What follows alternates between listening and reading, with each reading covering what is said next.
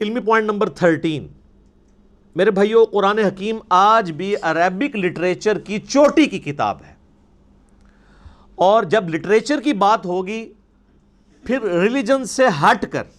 جو لٹریچر کی فیلڈ کے لوگ ہیں، ایکسپرٹس ہیں، ان کی رائے کو مانا جائے گا۔ یعنی اگر آج آپ انگلش زبان میں بات کریں گے، انگلش زبان کے کسی لفظ کے اوپر بحث کریں گے، اس کی پروننسیشن کیا ہے، تو آپ آکسفورڈ ڈکشنری کی طرف جائیں گے، اور بعض اوقات ڈکشنری میں بھی وہ چیزیں اس طریقے سے موجود نہیں ہوتی ہیں جو نسل در نسل ایز اے لنگوسٹک چل رہی ہوتی ہیں۔ آج ایک نان مسلم گورا وہ اتھارٹی ضرور مانا جائے گا انگلش زبان میں، اور ایک مسلمان کو صرف مسلمان ہونے کی وجہ سے انگلش میں اتھارٹی نہیں مانا جائے گا جب تک وہ انگلش لٹریچر کو جانتا نہیں ہوگا۔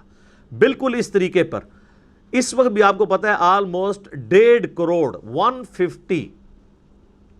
لاکھ کوپٹک کرسچنز ہیں جو نسلاً کرسچنز ہیں، اور وہ عربک لینگویج ان کی مادری زبان ہے۔ ان میں بھی چوٹی کی بک کے طور پر، اللہ کی کتاب کے طور پر نہیں، لیکن عربک لنگوسٹک کی چوٹی کی بک کے طور پہ قرآن حکیم کو مانا جاتا ہے، پڑھایا جاتا ہے۔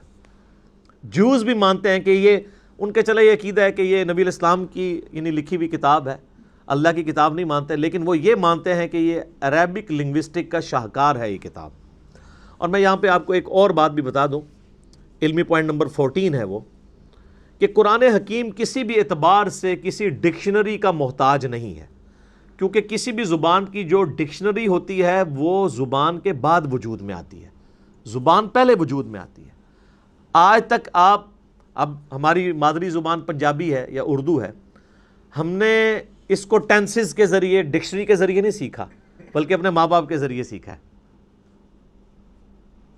اور اگر آپ نے واقعی شستہ اردو سیکھی ہوئی ہے، جیسے لکھنؤ کے یا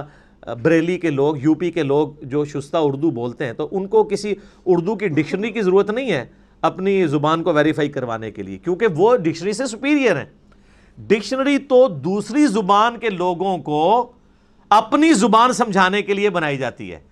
یعنی اگر انگلش لنگوسٹک کے لوگوں نے اس کے ٹینس ڈیوائز کیے تو اس لیے نہیں کہ گوروں کو ان ٹینسز کی ضرورت تھی، اس لیے کہ جو انگریزی سیکھنا چاہے نا وہ اس طریقے سے سیکھے۔ اسی طریقے سے اردو کے جو ہم ٹینسز پڑھتے رہے ہیں تھوڑا بہت انفارمیشن کے طور پہ، وہ اس لیے نہیں کہ ہمیں اردو سکھائی جائے، وہ اس لیے کہ اگر کوئی نان اردو سیکھنا چاہے تو اس کے لیے آسانی ہو۔ اسی طریقے سے جن لوگوں نے عربی سیکھنی ہے ان کے لیے عربی ڈکشنری ہے، جو لوگ عربی جاننے والے لوگ ہیں ان کو ڈکشنری کی ضرورت نہیں ہے۔ اسی لیے کئی ایک چیزیں آپ ڈکشنری میں ایسے دیکھیں گے کہ جو کسی رول میں بیٹھتی نہیں ہیں عربک زبان میں، وہ مستعمل ہوتی ہیں، ڈکشنری کے پوائنٹ آف ویو سے وہ غلط ہوتی ہیں۔ یہ میں اس لیے آپ کو بتا رہا ہوں کہ کتنے نان مسلمز ہیں جنہوں نے قرآن حکیم کی عربی لنگوسٹک کے اوپر بھی اعتراض کیے ہیں، باقاعدہ اس کے اوپر مناظرے رکھے ہوئے ہیں۔ جو کوپٹک کرسچنز ہیں یا جیوز ہیں جو بائی برتھ عربک لینگویج جاننے والے لوگ ہیں، انہوں نے عربک زبان کی ڈکشنری کے مطابق قرآن حکیم میں کچھ غلطیاں ہائی لائٹ کی ہیں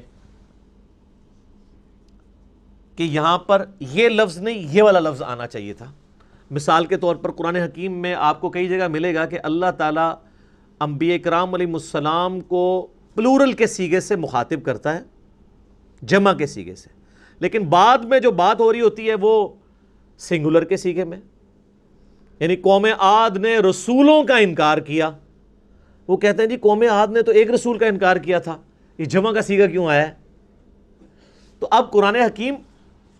صرف لٹریچر کی کتاب نہیں ہے، یہ ایک دعوت بھی ہے، تذکیر بھی ہے، نصیحت بھی ہے۔ تو پھر ہم ان کو بتاتے ہیں کہ چونکہ قرآن کی ڈاکٹرائن یہ ہے کہ جس نے ایک رسول کا انکار کیا اس نے سارے رسولوں کا انکار کیا۔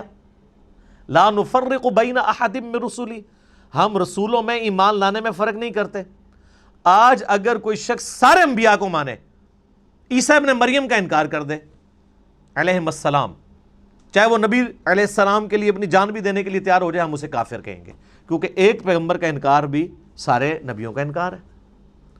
تو جب کہا جاتا ہے کہ قوم عاد نے رسولوں کا انکار کیا، قوم سمود نے رسولوں کا انکار کیا، وہ کہتے ہیں جی جمع کے سیغے سے بات کیوں ہو رہی ہے، انہوں نے تو وقت کے ایک پیغمبر کا انکار کیا تھا۔ تو ہم کہتے ہیں کہ انہوں نے ایک وقت کے پیغمبر کا انکار کر کے گویا سارے پیغمبروں کا انکار کر دیا، پوری اس ڈاکٹرائن کا انکار کر دیا۔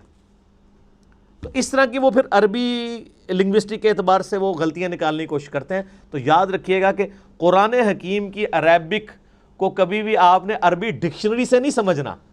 بلکہ عربک جو مستعمل ہے عرب کے بادیہ نشین لوگوں کی، اس کے مطابق سمجھنا، جو میں نے پچھلی دفعہ بتایا تھا کہ قرآن حکیم جو آراب تھے، پینڈو لوگ، گاؤں کے رہنے والے لوگ، بادیہ نشین ریگستانوں میں رہنے والے لوگ،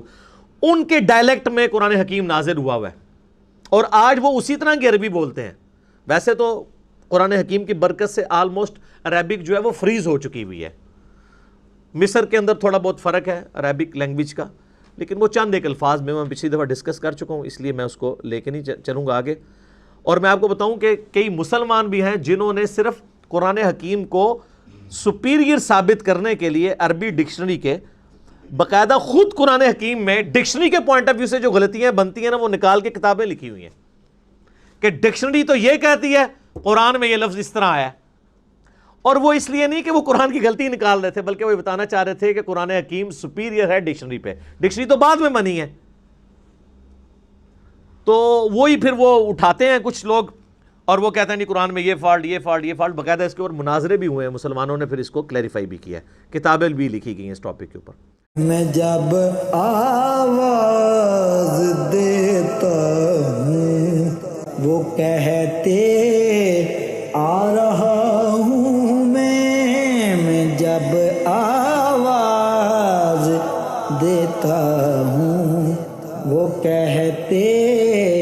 آ رہا ہوں میں، یہی میرا تعارف ہے گدائے مصطفیٰ